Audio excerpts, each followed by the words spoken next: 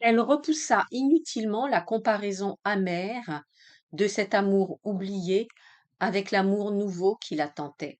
Elle revoyait la petite chambre blanche, si différente de la banalité basse du cabinet particulier. Une affreuse détresse l'envahit. Le parfum fort et mat qui imprégnait les vêtements d'Étienne attaqua ses nerfs en désarroi avec une violence soudaine. Elle ne pensa plus à rien et se rassembla toute dans le sentiment d'une poignante impatience. Étienne la prit aux épaules d'un geste fort et très doux. Ses paupières s'abattirent sous des lèvres chaudes et qu'elle sentit trembler. Elle eut un grand frisson par toute sa peau, une défaillance de la volonté, un plaisir abondant et anxieux rayonna en elle. Il s'était écarté d'elle, lui tenant les deux bras, et la regardait. Les grandes secousses de son cœur heurtaient les genoux de Jacqueline. Les bruits de la rue coulaient, confondus avec le bourdonnement du sang dans ses oreilles. Les yeux d'Étienne avaient une dureté qu'elle ne leur connaissait pas, mais elle n'avait plus peur de lui ni de rien. Elle recevait de ce regard une volupté précise qui interrompait le mouvement normal de sa vie. Elle n'aurait pu parler, sa gorge était sèche et dure. Chaque seconde augmentait la sensation d'un définitif isolement où rien ne devait plus les atteindre. Il lui baisa les yeux, le front, les joues, puis ses mains, qui tenaient les bras de Jacqueline, serrèrent plus fort. Il avait effleuré ses lèvres d'un baiser qui n'osait pas encore. Elle eut au cerveau un choc qui dispersa toute sa pensée. Elle souhaita ne plus rien éprouver jamais, puis elle voulut, douleur ou joie, sentir davantage. Il dit Dieu comme je t'aime. Ce tutoiement la traversa d'une souffrance de réveil trop brusque. Elle eut mal dans toutes ses fibres, retrouva la conscience d'elle-même, comprit. Sa fière résolution des heures précédentes se réveilla. Elle fit un effort pour se dégager de ses bras. Cette défense acheva de bouleverser Étienne.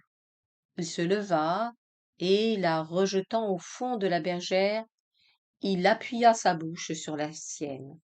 Jacqueline avait retrouvé son énergie. Elle libéra une de ses mains, repoussa brutalement le visage de Marken, et d'un effort de tous ses muscles, elle lui échappa, se mit debout en disant d'une voix dure Assez, n'est-ce pas? Il avait une mauvaise figure. Jacqueline, indignée d'être confuse et hors d'elle-même, cherchait par quelle parole efficace elle restaurerait sa dignité. Ce fut lui qui parla. Excusez-moi, j'ai un peu perdu la tête. J'ai cru que vous partagiez mon émotion. Vraiment, je voudrais vous persuader que vous n'êtes pas seul à me trouver ridicule. Vous oublierez vite tout cela, j'espère. Venez. Nous allons sortir d'ici et à la porte, nous reprendrons chacun sa route. Je ne vous importunerai pas. On peut être un imbécile sans être un gêneur. Vous n'aurez jamais plus l'occasion de me parler comme à un valet irrespectueux, et je garderai la mémoire de vous comme on garde un poison dans son sang jusqu'à ce qu'on l'élimine. Il avait repris l'avantage. Elle vit la sincérité de sa résolution et qu'il était capable de se détacher d'elle. Elle était résolue à ne pas lui appartenir, mais elle ne voulait pas le perdre. Il y a un malentendu entre nous, dit-elle avec hésitation. J'ai accepté de vous accorder cette journée parce que vous m'avez dit hier je vous aime trop pour vous désirer. Rappelez-vous, j'avais été fière d'entendre cette parole-là, j'y croyais. J'étais prête à vous donner ma tendresse et voyez, c'est vous qui ne voulez pas. Je ne vous demande rien, madame. Vous plaît-il que nous partions? Étienne, l'étonnement de la voir, malgré elle, nommée ainsi, lui coupa un moment la parole, puis le sang aux joues, elle continua.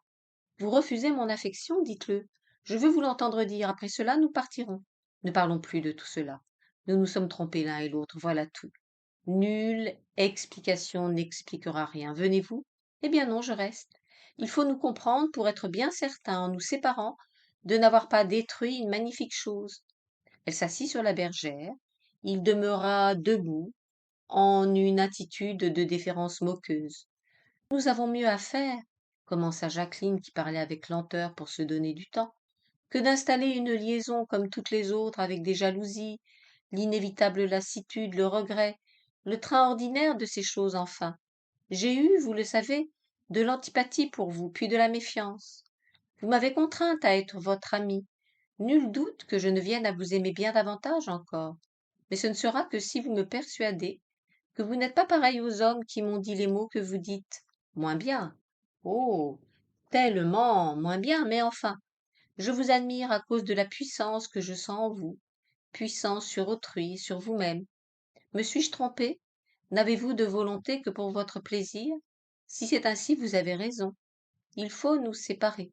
Mais si c'est autrement, ne repoussez pas ma tendresse, qui vous fera plus fort, croyez-moi. Dites, mon cher ami, ne voulez-vous pas que ce soit ainsi? Vous voulez bien m'admettre dans votre troupeau, je le comprends et j'en suis flattée. Mais je ne suis pas une bête de troupeau. Vous ne m'aimerez jamais. Je l'ai senti tout à l'heure à ce mouvement de répulsion qui venait des profondeurs de vous. Sans doute, pour mieux m'asservir, vous voudrez bien que je vous embrasse parfois lorsque j'aurai beaucoup imploré. Mais je ne sais pas implorer. Laissez-moi ma solitude, elle me convient. Hier soir, quand vous vous êtes tourné vers moi pendant cette musique qui ranimait ma jeunesse, mes ambitions, tout, j'ai cru voir dans vos yeux mon rêve qui se mettait à vivre. J'ai été sur le point de me lever, de vous dire venez, et de vous emporter loin pour toujours. Vous m'avez dit une fois que j'étais romantique. C'était bien vu. Je ne sais pas dans quel monde légendaire j'ai transporté votre image. Il est évident en tout cas que c'est hors de la réalité, et qu'il y a en moi un point de folie qui est vous. Mais ça se guérit, la folie. Vous voyez, je ne suis plus irritée, je vous parle tranquillement. J'espère vous avoir assez aimé pour pouvoir ne pas vous haïr et même vous pardonner avec le temps. Alors, nous allons nous quitter brouillés? Non, mais il faut nous quitter définitivement. Vous ne pouvez pas m'aimer. Et moi, je ne puis pas vivre près de vous sans être aimée par vous. Mais vous savez bien que je vous aime, dit-elle avec un sourire triste qui affaiblissait le sens de la phrase. J'ai besoin de vous, de votre intelligence, de votre ambition, et j'ai besoin que vous m'aimiez aussi. Songez à cette belle intimité que nos lettres de tous les jours avaient faite entre nous. Pourrez-vous vous passer de cela? Moi pas. Ne détruisez pas notre affection, c'est une pitié. Comprenez donc enfin. Je comprends que je vous adore, que vous ne m'aimez pas, et que si je ne vous arrache pas de moi, je serai détruit par vous. J'ai choisi. Il avait l'air dur et excédé. Ses yeux allèrent à la pendule, elle fit comme lui, machinalement, et regarda l'heure. Il était 3 heures passées. Elle s'étonna de la rapidité avec laquelle avait marché le temps. La froideur de Marken la paralysait. Elle sentit qu'elle avait commencé à le perdre, et goûta la savoureuse amertume de la fin des choses, avec une intensité telle qu'elle ne discerna pas si c'était plaisir ou peine, mais seulement que cet homme la faisait vivre avec une secrète et superbe violence. Résolue, elle se pencha vers lui, prit ses 2 mains et l'attira. Il résista d'abord, puis ses bras fléchirent. Il fut de nouveau à genoux. La joie de vaincre fit à Jacqueline un visage triomphal et passionné. Pourquoi ne voulez-vous pas être l'ami, le cher ami que je souhaite? Je ne veux pas souffrir tant, c'est trop. Alors, penchée vers lui comme 2 ans plus tôt, elle s'était penchée sur Éric, elle le baisa au front, et il lui parut que ce qu'elle embrassait ainsi, ce n'était pas cette peau chaude, cette artère battante, mais bien toute la volonté de cet homme. Vous souffrez beaucoup, vraiment? dit-elle avec une raillerie tendre dans l'accent. Non, je suis heureux, comme je n'aurais pas cru qu'on pût l'être. Il passa ses 2 bras autour de la taille mince qui se cambra nerveusement. Il regardait ses yeux, puis sa bouche, avec une expression d'avidité douloureuse. Elle avait plaisir à sentir poser sur elle le désir de ce baiser qu'il ne demandait pas, et parce qu'il ne le demandait pas, ce fut elle qui offrit ses lèvres. Cette fois, Elle rendit la véhémente caresse, et comme elle donnait au lieu de subir, elle y goûta une joie orgueilleuse. Ils restèrent longtemps ainsi, ne parlant plus, interrompant à peine pour le reprendre aussitôt le térébrant baiser immobile appuyés l'un à l'autre, attentifs au rythme inégal de leur sang qui s'exaltait. Les allées et venues avaient cessé dans le couloir. L'hôtel était plein de calme. Par la porte ouverte, les bruits de la rue tranquille arrivaient ralentis. Jacqueline cherchait la parole qui servirait de transition entre tant de bouleversements et l'attitude de craintive espérance où elle voulait que Marken s'installât une fois pour toutes et se trouvât parfaitement heureux. Soudain, sans que rien eût annoncé l'intention, elle eut les deux bras immobilisés. Étienne, debout, la renversait dans son fauteuil où il appuyait son genou. Elle sentait peser sur sa poitrine les saccades de son cœur désordonné. Le souffle, écrasé contre sa bouche, il dit « Je te veux ».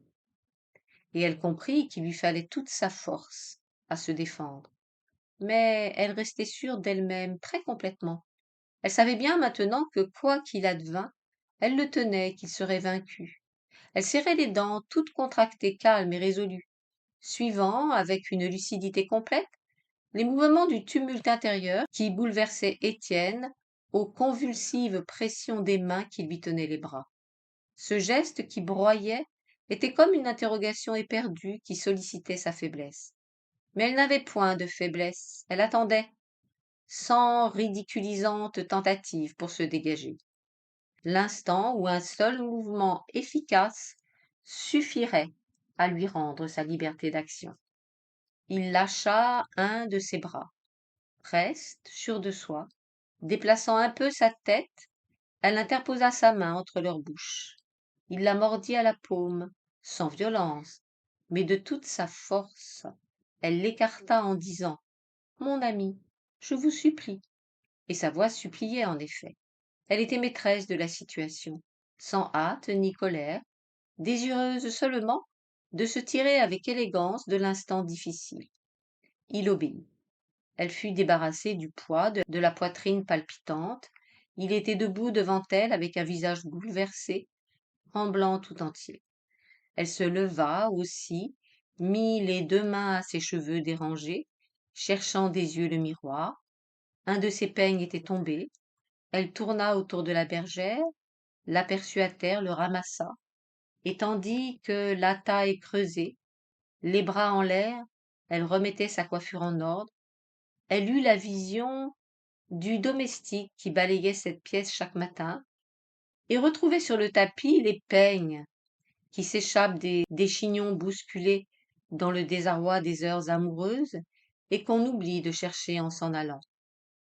Lorsqu'elle se tourna vers Étienne, son visage rétabli comme sa coiffure avait beaucoup de douceur et d'assurance. « Cher ami, comme je vous remercie de me si bien comprendre, en me cédant comme vous venez de faire, vous m'avez persuadé de votre tendresse, dont je doutais encore. Jamais je n'aurais deviné qu'on pût avoir tant de fierté d'être reconnaissante. » Il se jeta sur le canapé. « Quelle femme êtes-vous donc, dit-il, pour faire de moi ce misérable jouet de vos caprices? Je ne peux pas m'arracher de vous. J'ai si peur de vous perdre. Mais de quoi êtes-vous faite pour garder ce calme? Votre regard, vos gestes, votre tristesse surtout, expriment un tel pouvoir de passion. Mais vous ne m'aimez pas, voilà, c'est simple. » Elle revint s'asseoir auprès de lui et prit sa main. « Je ne vous aimais pas lorsque nous sommes entrés ici, dit-elle. J'avais le goût de votre intelligence et la curiosité de vous, rien de plus. Mais vous m'avez fait, en vous dominant, le plus magnifique hommage, et cela m'a lié à vous. Je ne vous aime pas comme vous souhaiteriez, mais je vous aime, chère, d'une singulière tendresse, comme on aime l'être qui réalise le rêve qu'on avait. Sentez-vous qu'il y a Entre nous quelque chose que rien ne peut briser? Je ne sais pas, je ne sais rien, sinon que je suis à vous. J'ignorais la sensation de la défaite. Venant de vous, elle est poignante et délicieuse. Vous m'avez rendu si insensé qu'à tenir ainsi votre main, j'ai une joie plus intense que si je vous avais eues toutes. Être à vous, c'est meilleur, plus profond, plus complet que de vous avoir à soi. Seulement, dites encore que vous m'aimez. Je vous aime, répéta-t-elle, la tête toute proche de la sienne. Il se prit le front à deux mains. Ses épaules eurent une secousse puis une autre. Il sanglotait, et de sa voix meurtrie, il disait Chère, chère adorée, comme je suis heureux. L'impression qui courut par tous les nerfs de Jacqueline fut si active qu'elle se leva, la tête haute, et marcha dans la pièce pour se calmer. Cette seconde la vengeait de la vie. Son triomphe sur le brutal instinct asservisseur du mal mettait en elle une vigueur héroïque. Elle avait vaincu cet homme à l'énergie redoutable, et il avouait sa victoire en sanglotant qu'il était heureux. Elle l'avait asservi, non point au plaisir, mais au renoncement, à la détresse plus âprement délicieuse que la joie. Dans la joie, c'est l'homme qui possède la femme. La femme ne possède l'homme que dans la souffrance.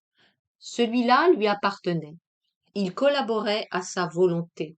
Elle se sentit libre de tout. Le ciel d'après-midi, encadré par la fenêtre ouverte, pâlissait.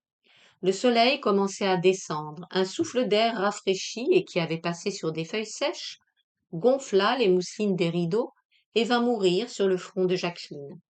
Il apportait l'odeur désespérée de l'automne. Des tuyaux d'un noir de velours s'opposaient à la pâleur du ciel limpide et lointain. Des hirondelles, attardées, les entouraient de l'arabesque de leur vol inquiet et jetaient des appels âpres et sourds. Un orgue de barbarie traîna, intermittente et fanée, une mélodie désuète qui semblait rire et pleurer au souvenir de gaieté abolie depuis si longtemps que nul n'en devait plus connaître l'histoire. Puis il y eut un silence creux, fendu par le cri d'un marchand de tonneaux. Un chien aboya paresseusement, un cheval qui attendait frappa du sabot le pavé, le silence retomba plus lourdement, enveloppant la rumeur diffuse de la ville. Jacqueline cédait à une pénétrante et admirable tristesse. Tout lui apparut vanité vaine, hors ceci. Être triste. Être triste, savoureusement, parce que rien ne dure, que les heures rapides effacent les meilleurs rêves, parce que jamais plus, sans doute, cet homme ne l'aimerait comme il venait de l'aimer, dans le désespoir et l'agonie du désir, mourant de sa propre intensité. Ces heures passées à torturer l'instinct, la laisser rompue d'une fatigue immense, les paupières froides, la bouche sèche, comme après l'insomnie. Étienne se leva, leurs yeux se rencontrèrent pour se détourner aussitôt. Jacqueline, comme elle avait fait chez Eric Hansen, remettait son chapeau devant la glace. Elle prit ses gants. Je vais sonner le maître d'hôtel. Descendez. Je vous rejoins dans un instant, dit Marken. Ils hésitèrent un peu, puis un mouvement pareil les rejoignit.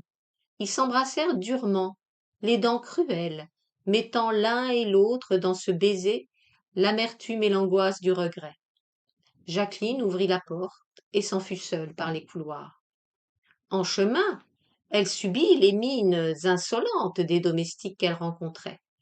Nul de ces gens n'avait un doute sur la récente aventure d'une femme qui, venue là à midi, s'en allait à 5 heures, pâle, pensive et lasse.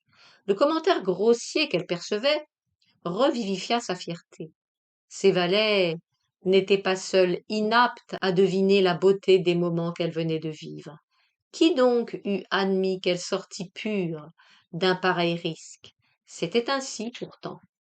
À cause de l'orgueil d'elle qu'il lui donnait, elle aima Étienne, avec un mouvement passionné de tout l'être, et se résolut à lui dire une parole définitive qui engagerait son avenir. Mais lorsqu'il parut, quelques instants plus tard, dans le hall désert, elle ne dit pas cette parole, tant elle fut distraite par l'étonnement de le voir si différent de l'homme qu'elle venait de quitter.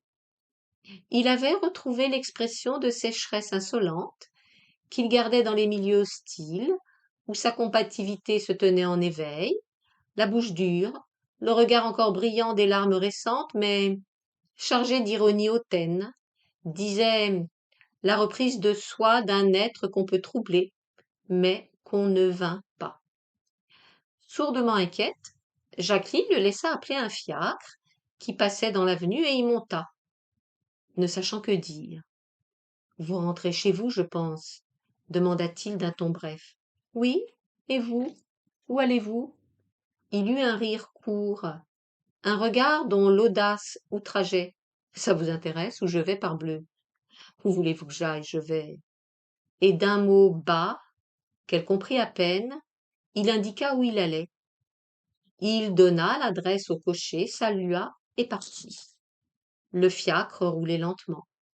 Jacqueline regardait avec des yeux pleins de stupeur et de détresse le soleil couchant qui glaçait de ses ors sinistres d'astres d'automne les maisons, les arbres roussis, la lointaine place aux nobles lignes apaisées. C'était à cela que devait aboutir la seule heure de sa vie qui eût satisfait son cœur. Celui-là, qui semblait l'avoir si bien comprise, et qu'elle commençait à aimer, allait se débarrasser avec des filles du beau désir qu'elle avait suscité. Il emportait l'image d'elle pour la salir. C'est donc ainsi qu'il faut que finissent toujours les rêves qu'on fait. 7. Jacqueline avait espéré trouver, en arrivant à Blancheroche, le lendemain de son déjeuner avec Marken, une lettre d'excuse et d'imploration. Mais il n'y avait pas de lettre. Il n'y en eut pas les jours suivants ni jamais. Elle dut garder en soi la grande amertume de ne pas comprendre, sous l'action de quel étrange travail intérieur, il avait suffi de 10 minutes pour transformer l'ami conquis, ému si profondément, en homme grossier, désireux de l'insulter, et qui ensuite ne donnait plus signe de vie. Jamais invités ne lui parurent plus mornes, plus sots, d'un égoïsme plus épais que ceux dont elle dut s'occuper 6 semaines durant. André aussi se mêla d'ajouter à son ennui par celui qu'au retour il témoigna de n'avoir pu amener avec lui la dame de Bretagne.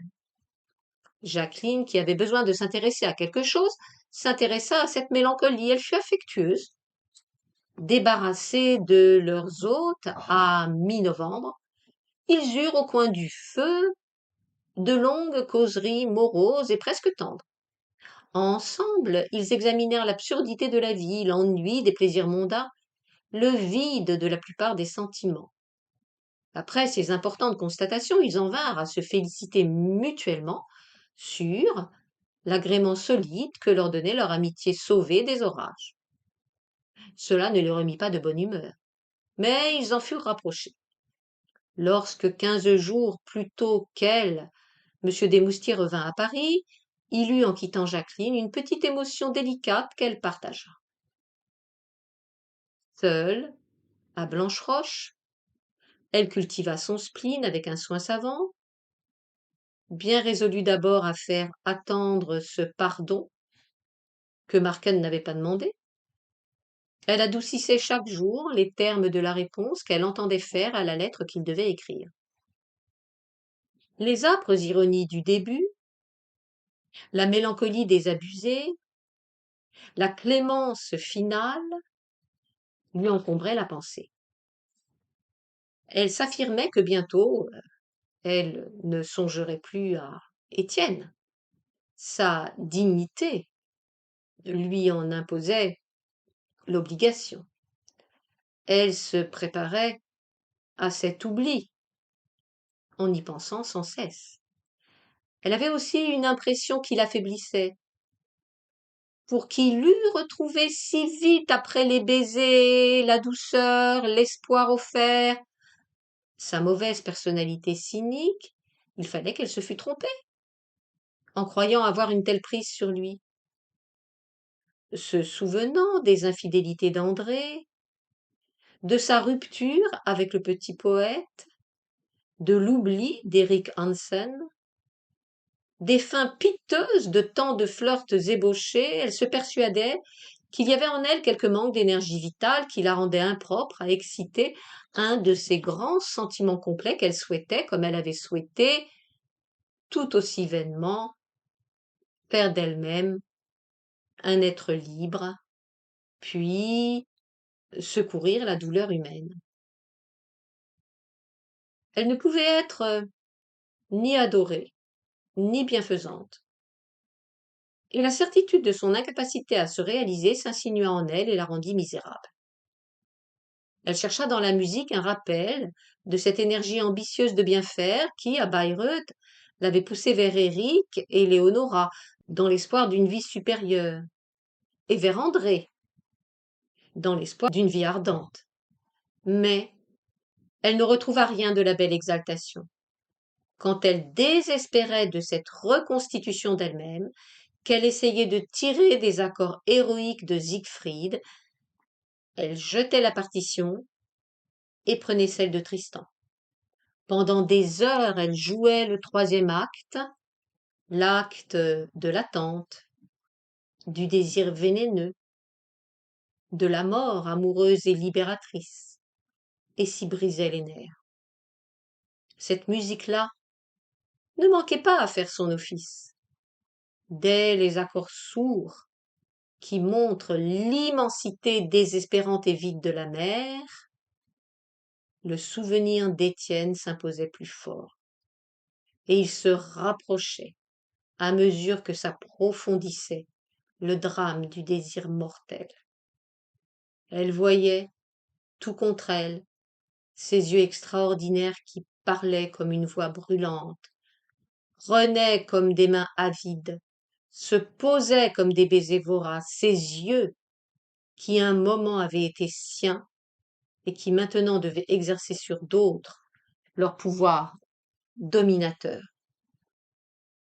Lorsqu'elle en avait assez de cette musique, elle se jetait sur un divan et y restait longtemps à se répéter que personne ne l'aimait, ni ne l'avait jamais aimée, qu'elle était seule pour toujours, et qu'aucune faculté ne restait assez vivante en elle pour qu'elle pût encore éprouver la beauté des ciels, le mystère des chefs-d'œuvre, puisque décidément il n'y avait pas d'amour sur cette triste terre, pas d'amour, à peine un peu de désir, non le désir meurtrier de Tristan, mais cette envie d'un instant qui s'efface aussitôt que satisfaite, ou tourne en haine quand on la déçoit.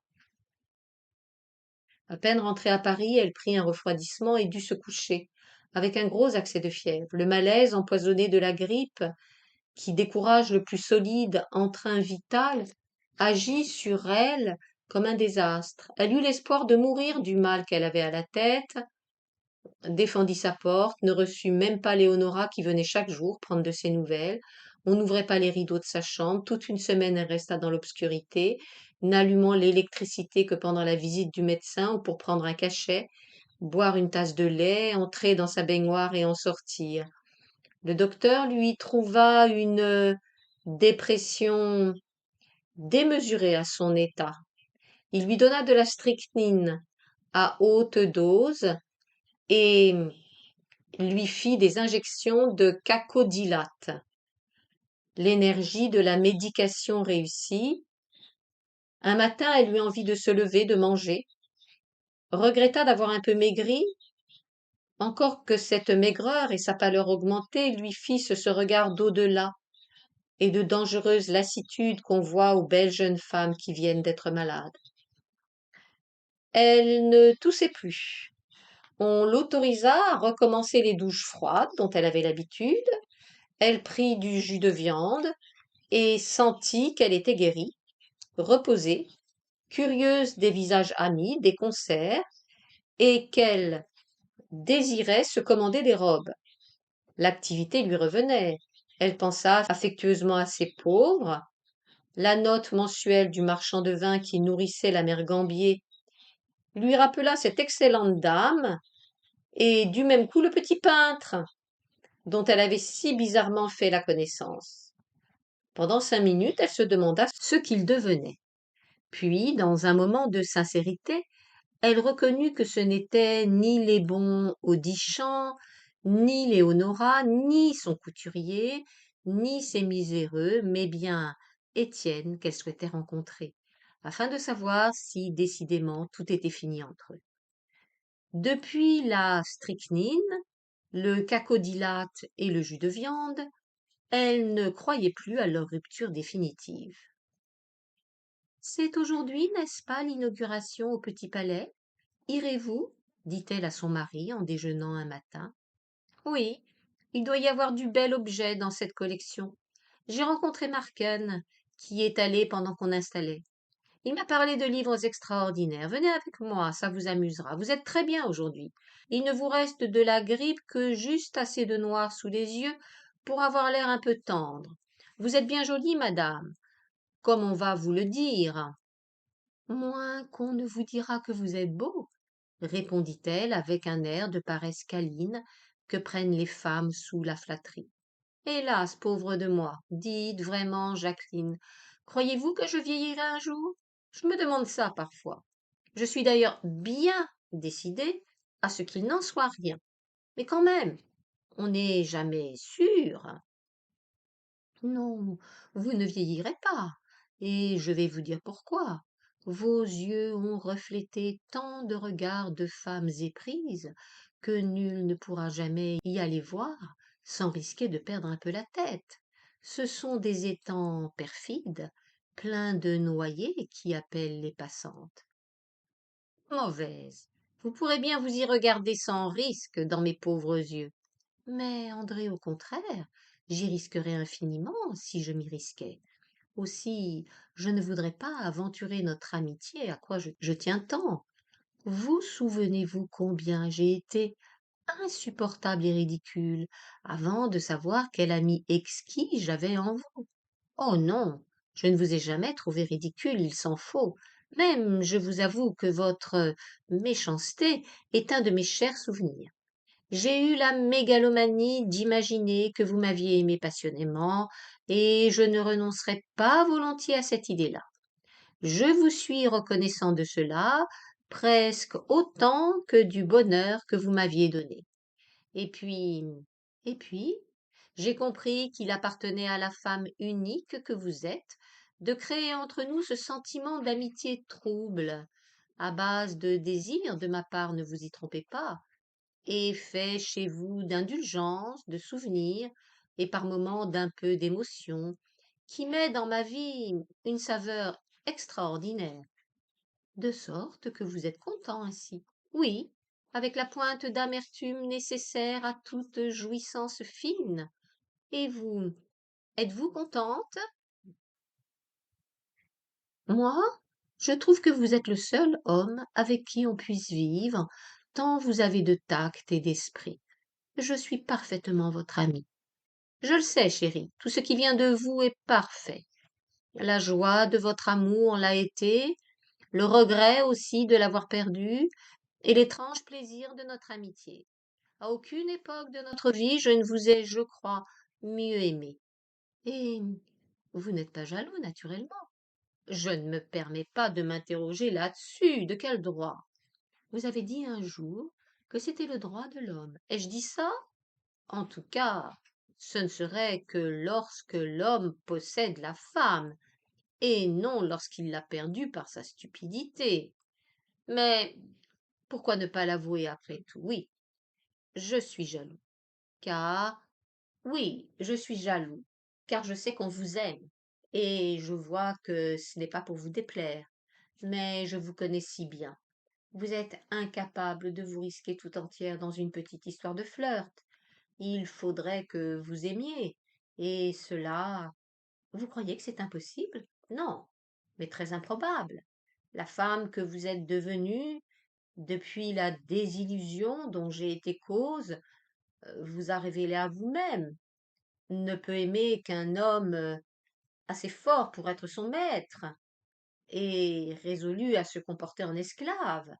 C'est à cela que conduisent les émancipations intellectuelles et sentimentales que préconise Léonora. Or, l'homme qui satisfait à ce programme, oui, vous avez raison, il n'existe pas. Eh bien, je vais m'habiller et vous me mènerez au petit palais. Le déjeuner était fini depuis longtemps, elle se leva, André la suivit, et comme ils entraient dans le salon, cette conversation m'a donné une prodigieuse envie de vous embrasser, dit-il. Ça se fait entre amis, et savez-vous qu'il y a presque 3 ans que ça ne m'est arrivé. Il l'avait prise à la taille. Embrassez-moi si vous y tenez, dit-elle avec un rire un peu nerveux. Il lui baisa les paupières, puis rapidement les lèvres, elle se dégagea. Est-ce que vraiment on s'embrasse comme ça entre amis? Au moins, n'en laissez rien savoir à Barrois, dit-elle avec un effort de gaieté. En ce moment, je ne suis plus très sûre de mon amitié. Et vous, Jacquelinette? Vos chers yeux sont troubles. Vous aussi, vous venez de vous souvenir. Peut-être, oui, je crois que vous avez raison. Je me suis souvenue. Eh bien, eh bien, je vais m'habiller décidément. C'est très mal, savez-vous, d'être infidèle. Même en pensée à cette pauvre Jeanne d'Audibert. Croyez-vous que je lui sois fidèle quand je l'embrasse en pensant à vous? Quelle horreur! Pour elle? Mais non, pour moi. Comme vous vous trompez. On ne peut faire à une femme dommage plus complet que de la ressentir pendant qu'on en aime une autre. Je ne suis pas de votre avis. Je trouve que c'est la pire injure. Mais ne discutons pas là-dessus. Ce n'est vraiment pas une conversation d'amis mariés. Dans 20 minutes, je serai prête. Dites qu'on attelle, voulez-vous? Ils arrivèrent au Petit Palais à l'instant précis où le président de la République effectuait sa sortie. Il y avait sur les marches des gens en redingote, le chapeau à la main. Les portières des voitures claquaient, le ministre de l'Instruction publique donnait les dernières poignées de main à quelques-uns de ces hommes liges, déférents, préoccupés, pleins de sourires et d'espoirs variés. Dès la première salle, Jacqueline aperçut un groupe qui menait grand bruit parmi des agitations, des fourrures somptueuses, des plumes. C'étaient les Audichans, madame Steinweg verdâtre et belle au-dessus de son étole de renard noir, Léonora, les Lurcel, la petite marquise de Mascret dans les Yvelines garnies d'alençon de sa corbeille. On se rejoignit, il y eut des exclamations tendres et de fervente colère. Comment? Jacqueline était revenue et on n'en savait rien quand on l'attendait avec une telle impatience.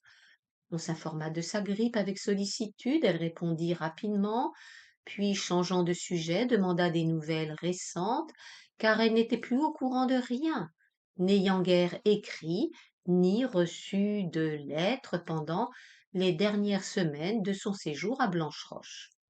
On lui annonça 2 mariages prochains, dont un sensationnel, une opération de la veille, 3 accouchements, une brouille et quantité de maladies. Et puis, il y a l'histoire Marken, dit madame Steinweg. Quelle histoire? Demanda Jacqueline. Et prise d'un soudain intérêt pour un portrait du XVIIIe siècle, elle s'arrêta, cherchant avec obstination une signature absente. Oh, on ne sait pas bien les détails, expliqua madame d'Audichon. Il paraît que cette petite Marken faisait des farces avec ses airs d'être jalouse. Le mari a tout découvert cet automne. Oh, il a été très bien, vraiment, il pouvait divorcer. Tout le monde divorce à présent, et puis, dans ce milieu-là, mais non. Il s'est expliqué de ça avec moi très discrètement, avec un tact, et du cœur aussi. Il se reconnaît des torts, figurez-vous. Il lui a pardonné à cette petite imbécile. Et de fait, elle ne vaut même pas la peine qu'on lui garde rancune, seulement il l'a réexpédiée dans sa famille. Il lui fait une grosse pension et il est débarrassé d'elle. Franchement, c'est tout bénéfice. Quand se sont produits ces drames? Demanda Jacqueline distraitement. Au mois de septembre, dit madame Steinweg d'un air informé. Imaginez-vous que justement, il venait de liquider cette affaire quand il est venu aux Louveteries pour le mariage de Sonia. Il n'avait pas l'air d'un homme à qui des choses pareilles viennent d'arriver. Ah, il se possède, celui-là. Quelle idiote que cette femme avec un mari pareil. C'est vrai, il est correct et bien élevé, dit madame d'Audichant. Vous êtes très liée avec lui, chère madame, puisqu'il vous fait ses confidences, remarqua Jacqueline. Ma foi, depuis mon retour, je le vois tout le temps, il me plaît, ce garçon. C'est un original, en somme. Je ne crois pas à un mot de tous ces potins qu'on a fait sur lui. Et il est d'une obligeance et influent avec ça, on ne s'imagine pas. Il m'a obtenu un bureau de tabac que je sollicitais inutilement depuis 2 ans pour la veuve du colonel Rameur. Je n'ai eu qu'à lui en parler, ça a été fait en un clin d'œil. Et puis, la semaine dernière, il a fait entrer le fils de mon régisseur dans une compagnie d'assurance. Tenez, c'est lui qui m'a eu des places pour la réception de Norlay à l'Académie. La duchesse de Franlieu n'a pas pu en avoir, elle qui connaît Ansonville et Voguet depuis leur naissance. Il a la main dans tout, cet homme-là, positivement. Ce matin encore, monsieur de Lurcel est allé chez le ministre de l'Intérieur avec une recommandation de lui et il a été reçu. Oui, il est très précieux, notre Marken. Alors vous comprenez, on n'utilise pas les gens à ce point-là sans se familiariser avec eux. Oui, évidemment, dit Jacqueline. Où vont-elles? Ceci avait trait à madame Steinweg, aux 2 marquises qui s'écartaient. Comme font toujours les femmes réunies dans un endroit où on vient pour regarder des objets exposés, le groupe avait piétiné, irrésolu, se débandant, se rejoignant tout à coup, ne voyant pas les vitrines les plus intéressantes, prenant racine au milieu des salles, les yeux vagues et errants, André Desmoustiers ayant aperçu l'organisateur de l'exposition était parti avec lui. Si nous nous dirigions un peu, proposa Jacqueline, et, prenant le bras de Léonora, viens, laissons-les, allons regarder les ivoires. Elle l'entraîna de façon à mettre une distance entre elle et les autres. Puis, s'arrêtant, je suis contente de te retrouver, ma chère vieille, dit-elle. Son accent avait une chaleur sincère, elle était vraiment contente. C'était peut-être la sensation riche et ambitieuse de la convalescence qui lui donnait envie de vivre, d'être gaie et bonne. Léonora n'ayant rien répondu, elle ajouta, avec plus de tendresse que de reproche, méchante fille, tu es toujours fâchée? Tu ne m'as pas écrit depuis 6 semaines. J'ai eu tant à faire, répondit mademoiselle Barozzi. En l'abordant, Jacqueline avait remarqué sa mine tirée, son amaigrissement, son air las et agité. Tu n'es pas bien? Fit-elle. Je suis éreintée, c'est vrai. J'ai trop travaillé, le mauvais diable de l'ambition m'a empoignée. J'écris, figure-toi. Tu as bien raison. Quoi? De la musique, naturellement. J'ai fait un quatuor depuis que nous nous sommes vus, ça m'a rendu enragée. On ne sait pas, sans l'avoir essayé, comme c'est difficile de bâtir un quatuor raté. Nous n'avons plus la finesse, la patience, la discrétion, le sens intérieur, enfin, qu'il faut à ces œuvres qui ressemblent à des causeries alternées où le cœur et l'esprit se racontent, suspendent leur confidence pour écouter une réponse délicate ou moqueuse, la reprennent entre le sourire et la mélancolie. Maintenant, quand on écrit un quatuor, on y fourre des effets d'orchestre, on pousse à la sonorité, on est bête enfin, moi du moins, mais je fais pire encore. Quoi donc? Eh bien, vraiment, je rougis de l'avouer, enfin, j'ai commencé un opéra. Ne me dis pas ce que tu penses de ça, ce n'est pas la peine. Je me suis tout dit. Mais que veux-tu? Je ne peux pas m'en empêcher. J'ai une espèce d'inquiétude, de bouillonnement qui ne se calme qu'en composant. Mon poème est très beau. Une légende norvégienne. C'est Eric qui me l'a rapporté. Il y a de la douleur là-dedans tant qu'on veut. C'est très musical, la douleur, je te raconterai, je travaille la nuit. C'est pour ça que j'ai cet air vanné. Ça me détraque, mais tant pis. J'ai de bons moments. Les jours de pluie ou quand j'ai la migraine et la disposition de mon sens critique, je me rends compte que c'est très mauvais. Mais pendant que je travaille, je ne sens plus que la joie de me délivrer de toute cette musique qui tourne dans ma tête. Tu m'as mise bien en colère l'été dernier, quand tu m'as dit que j'étais amoureuse d'Éric. Et depuis, j'ai compris ce qui te donnait cette idée. Il y avait en moi quelque chose d'incompréhensible, de fou. C'était ça. Il y avait en moi quelque chose d'incompréhensible, de fou. C'était ça. Pas autre chose, je t'assure. Mais je te crois. C'est assez naturel. Ça devait aboutir ainsi. Ce doit être très beau ce que tu fais. Stupide, totalement, et non pas seulement détestable. C'est je ne sais quoi de malsain, de bas, de grossier. Ah, bonne Léo, quelle chance! Tu te souviens de m'avoir injurié parce que Wagner me bouleversait. Le vieux sorcier sensuel, comme tu l'appelais. Toi aussi, tu vas dans la tour de Klingsor, tant mieux. C'est un bon endroit pour les musiciens. Ma foi, non. La vraie musique, ce n'est pas cette brutale attaque à la moelle épinière, c'est la haute liberté que donnent Bach et Beethoven, mais enfin, voilà. Il ne me vient que des harmonies immorales. Ne ris pas, il n'y a pas de quoi. Et en les écrivant, je suis ivre, folle, heureuse. Après ça, je dors. Et je me réveille avec des sensations d'alcoolique. Tu ne me reconnais pas, hein? Guère. Mais je crois que je t'aime mieux ainsi.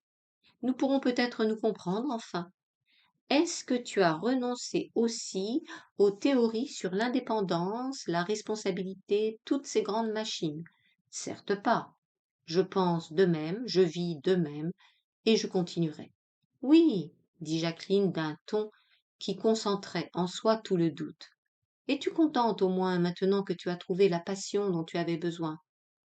Quelle étrange façon de dire les choses, tu as toujours la passion dont j'avais besoin.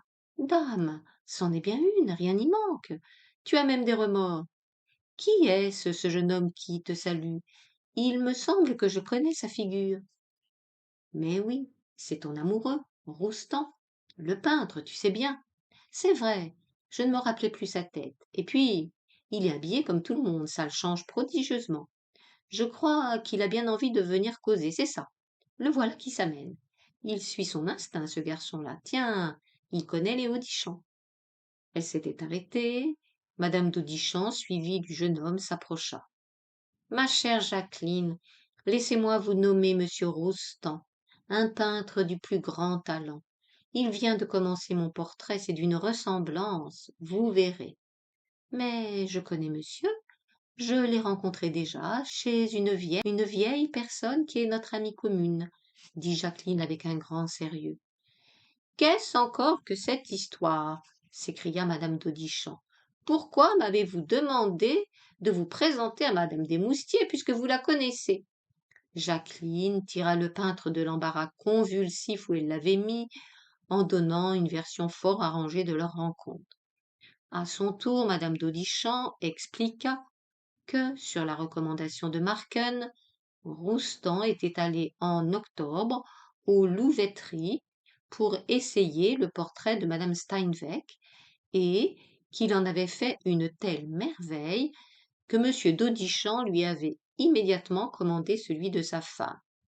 À mon âge, avec la figure que j'ai, quelle idée, n'est-ce pas? Mais ça fera plaisir à ma fille après mon décès.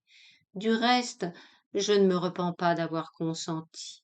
Je ne sais comment monsieur Roustan s'y prend, mais il est arrivé à faire de moi quelque chose qui a un air. Ce sera un très grand air, si j'ai la fortune que ce soit le vôtre, dit Roustan en s'inclinant un peu. Et Jacqueline admira que 2 mois de fréquentation mondaine eussent suffi à enseigner la courtisanerie aux voisins de la mère Gambier. Vous devriez vous faire peindre par lui, ma chère, continuait madame d'Audichant. On ne s'ennuie pas une minute. Il raconte des histoires. Ah, par exemple, ces histoires, enfin. Et puis il vient à domicile, il dit qu'il faut représenter les gens dans leur ambiance. C'est bien ça, n'est-ce pas, monsieur Roustan? Exactement, madame. Voilà monsieur Marken là-bas. Il ne nous voit pas. Voulez-vous que j'aille le chercher? Il n'y a personne comme lui pour vous montrer tout ce bibelot-là. Il comprend si bien les choses d'art. Oui, c'est ça, amenez-le, dépêchez-vous. On dirait qu'il s'en va. Il ne sait pas que nous sommes là. Jacqueline vit Roustan rejoindre Marken. Au lieu de faire le mouvement instinctif de se retourner, Étienne resta immobile. Évidemment, il hésitait à obéir. Il se décida enfin et revint vers le groupe des femmes tassées en ce moment devant des émaux limousins. Madame Desmoustiers avait décidé qu'un air de froideur et de distraction convenait à la circonstance. Mais, dès que, de loin, leurs regards se furent rencontrés, elle lui sourit. L'inquiétude s'effaça du visage de Marken, et Jacqueline fut tout envahie d'un plaisir fier. Sa jeunesse, la beauté des choses qui l'entouraient, la couleur du jour, le parfum de sa toilette, lui devinrent sensibles et grisants. Madame d'Audichon et madame Steinweg accaparèrent Marken et, l'une à sa droite, l'autre à sa gauche, l'accablèrent de questions désordonnées. Jacqueline marchait à quelque distance et seule. Ce groupe familier qui allait devant elle lui paraissait concrétiser, avec cette éloquence nette qu'ont les faits, l'instabilité palpitante de la vie et ce travail qu'elle opère sur les volontés, les convictions, les événements, comme un maître retouche le dessin hésitant d'un élève. Elle sentait que tout bouge incessamment dans les êtres et autour d'eux, que vivre, c'est changer perpétuellement, que rien n'est fixe, et qu'être tel et être là impliquait pour elle, comme pour tous, l'inéluctable nécessité d'être différent et d'être ailleurs dans la seconde suivante. Elle comprenait l'absurdité de vouloir se raidir dans une attitude définitive. La désagrégation et la reconstitution incessante de tout, idées, sentiments, conditions, apparences s'affirmaient. Ce renouvellement perpétuel, cette magnifique et féconde incertitude, au lieu de la troubler, l'affermissait dans sa conviction que chacun a droit à parachever son développement en se reniant lui-même pour subir la loi de l'heure. La seule obligation qu'on ait envers soi et envers autrui, c'est la sincérité. Elle avait été sincère en prenant Léonora pour la force, Eric Hansen pour la logique, André pour la passion, sincère en méconnaissant Marken. Tous les termes du problème étaient déplacés. Et maintenant, si elle s'avouait son erreur et cherchait des solutions nouvelles, c'est qu'elle était sincère toujours. Elle écoutait la voix métallique d'Étienne qui lui arrivait par instants, et un demi-sourire orgueilleux tirait sa lèvre.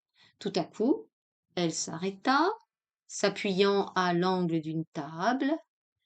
Elle avait vu à 10 pas Eric Hansen qui la regardait. Sa joie intime s'altéra. Elle eut une hésitation, puis résolument marcha vers lui. Il avait cet aspect de vieillesse précoce que laissent après eux les grands délabrements de l'organisme. En s'approchant, elle s'aperçut que ses cheveux avaient blanchi par places. Que venait-il faire dans cette inauguration officielle? La chercher. Elle n'en douta pas un instant. Elle était près de lui et lui tendait la main. Vous m'avez reconnu? Dit-il avec un lent sourire de malade. Pensez-vous que je vous eusse oublié? J'en étais certain. Vous me jugiez mal. Êtes-vous souffrant? Non. Et vous, êtes-vous heureuse? Heureuse. Elle eut une belle expression amère et ironique. La figure tourmentée d'Eric Hansen venait d'ouvrir en elle la douloureuse source du souvenir. L'instant précédent, elle acceptait comme une joie et comme une richesse ce changement de toutes les choses qui permet à chaque individu de vivre plusieurs vies. Maintenant, elle ne percevait plus que l'horreur de la destruction de ce qui a été cher un moment. Cet homme, à l'aspect vaincu, avait baisé ses lèvres. Pourquoi? Elle ne savait plus. Son mari, qu'elle apercevait de loin, causer et rire, avait été pendant des mois le principe de sa joie. Et de cela aussi elle ne pouvait plus comprendre la raison. Et cet autre, qu'elle voyait la regardant impérieusement, il l'avait tenue dans ses bras. Il l'aimait aujourd'hui. L'aimerait-il demain? Non, sans doute, puisque tout s'efface. Elle voulut savoir que non, qu'il est des choses durables, qu'Éric se souvenait, lui. Elle dit: Vous êtes content de me revoir? Je ne pensais pas que cela dût jamais plus arriver. Est-il possible que vous ayez gardé la mémoire de moi, pareil, pendant tout ce temps? Et votre promesse? Oui, dit-il d'un tel accent qu'elle sut que c'était vrai. Alors, cette désireuse de tous les cœurs éprouva une angoisse à l'idée de ne pas jouir encore de celui-ci. Elle eut un regard merveilleusement tendre. Il faut nous revoir, causer. Je crains que vous ne soyez irrité contre moi. Non, pourquoi? Je savais. Vous ne savez rien. Où pourrons-nous nous rencontrer? Il hésita. Il était extrêmement pâle, non d'une fugitive pâleur d'émotion, mais de cette lividité fixe qui colle au masque des mourants. Elle craignit de le voir tomber terrassé par le mal mystérieux qui semblait travailler en lui. Vous souffrez? Voulez-vous vous asseoir? Demanda-t-elle. Non, c'est inutile, vous avez raison. Il faut que nous causions ensemble, encore une fois, encore une fois. Cela vaudra mieux. Il faut que vous sachiez. Je n'ai pas le droit d'occuper une place dans votre souvenir. Elle vit passer dans son regard cette âme étrangère qui se substitue à leur âme dans les yeux des fous. Roidissant son courage, elle dit: Samedi au Louvre à midi, dans la salle des David. Il n'y aura personne. Il accepta d'un signe de tête.